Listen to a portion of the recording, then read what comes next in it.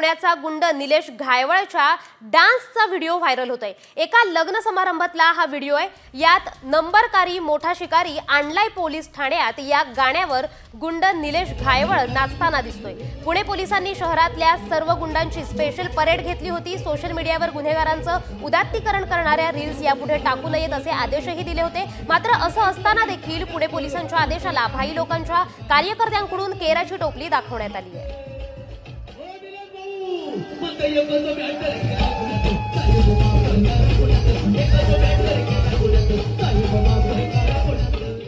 भाऊ